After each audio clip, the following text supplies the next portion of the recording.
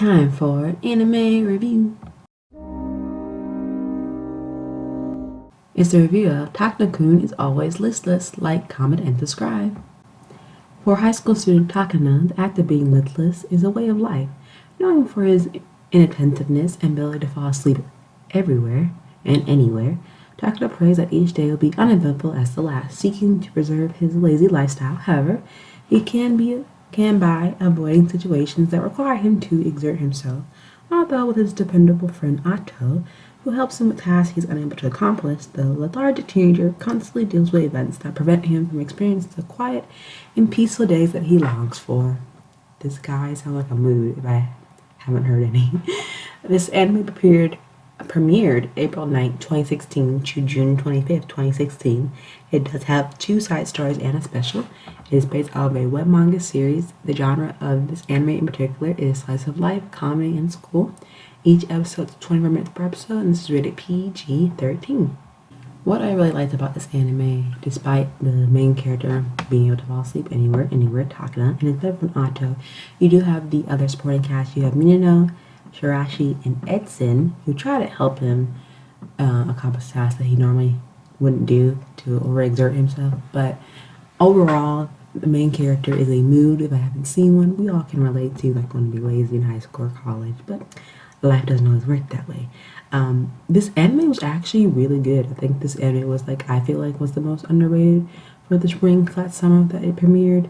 I feel like, at first glance, you think, oh, it might be just another genre slice of life, a point straight to the point, but that is not the case with this one. I feel like it's underrated because it has a very unusual plot summary when you first read it, and then when you dive into the anime itself about the main character and his friends around him, and, like, basic high school issues like, crushes on girls and clubs and graduation and exams and things like that, besides the outside world. I think why it was so underappreciated because the plot is very simple. It's not really confusing. The story is very simple and it doesn't have to be overcomplicated to the audience or for the anime itself to be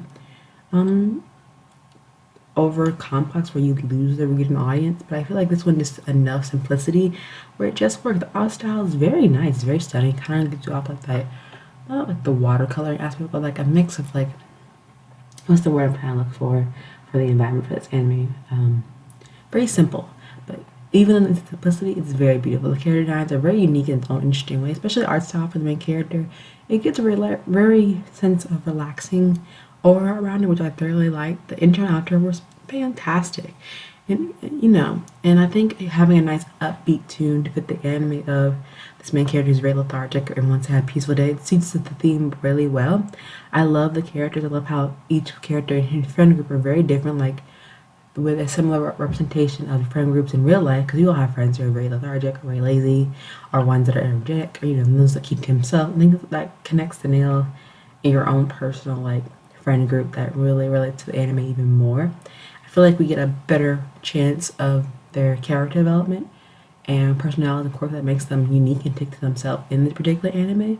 But I think it's not really, the anime focuses more, I think, for me personally, that I've noticed that it's more a unique balance between character driven and plot driven.